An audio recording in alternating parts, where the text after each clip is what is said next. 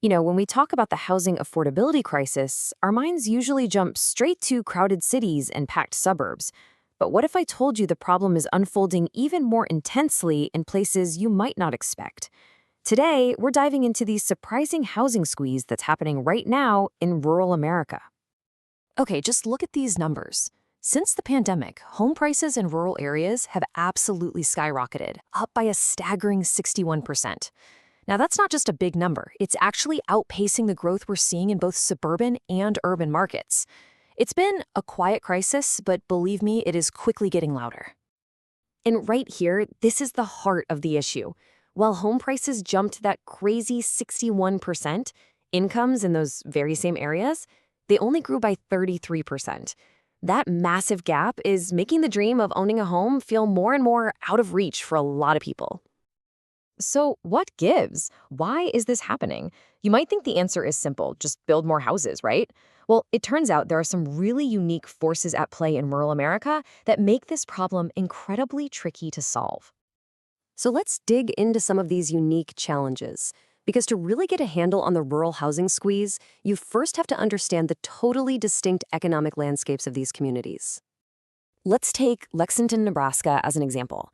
It's a town of about 10,000 people, and a single Tyson Foods plant employs over 3,000 of them. I mean, think about that. When a town's entire economy pretty much depends on one single employer, it creates a kind of instability that makes big money investors really, really nervous. And that kind of instability means you can't just copy and paste a big city investment plan. As Matt Riley from the National Equity Fund says here, you have to have deep, specialized local knowledge to make it work. And that kind of on-the-ground expertise, it's just hard to find. So it all adds up to a kind of perfect storm, right? You've got these sometimes fragile local economies, you've got a national labor shortage that hits rural areas even harder, and on top of it all, it's just incredibly difficult to attract the large-scale investment you need to get projects off the ground. And this really gets to the core financing problem. Big investors, they want to be efficient. They'd much rather write a few very large checks for huge projects. But rural housing development, well, it's often made up of lots of small projects, and that model just doesn't fit. But, it's not all doom and gloom. Faced with all these hurdles, developers and nonprofits are getting incredibly creative. They're figuring out some really innovative ways to package these smaller projects to attract the big funding they so desperately need. So here's the strategy, and it's pretty clever.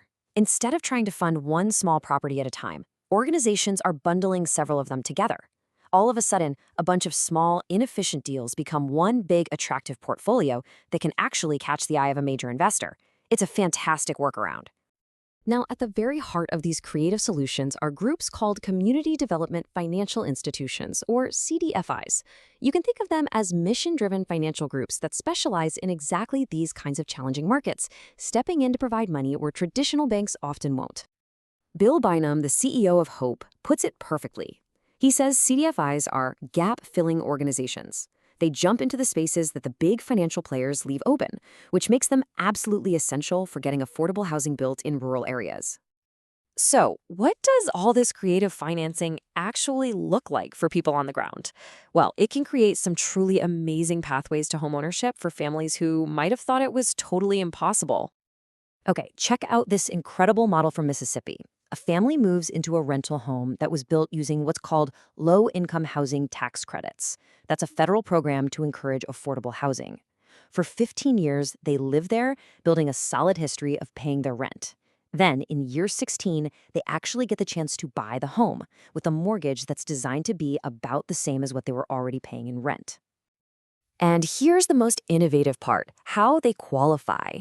Instead of relying just on traditional credit scores, lenders use the family's 15-year track record of on-time rent payments as solid proof that they can handle a mortgage.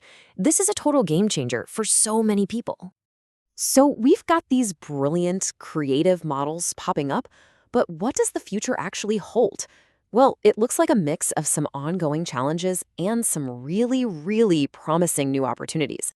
So, on the one hand, a really important federal program, the USDA 515, is on the decline as its original mortgages mature. That's a serious headwind. But on the other hand, for the first time, we're seeing large banks and major investors actively looking for ways to get involved in rural markets. That's new. And that optimism is echoed by Matt Rylan, who suggests that public policy is starting to shift, basically forcing these huge financial institutions to pay attention to rural America in a way they just never have before. This could be a real turning point. So, we're at a fascinating crossroads. We have the innovative models, and now it looks like we're getting new attention from the big players. The real question is, can these forces finally come together to turn the tide for affordable housing in rural America? The answer could reshape countless communities for the better.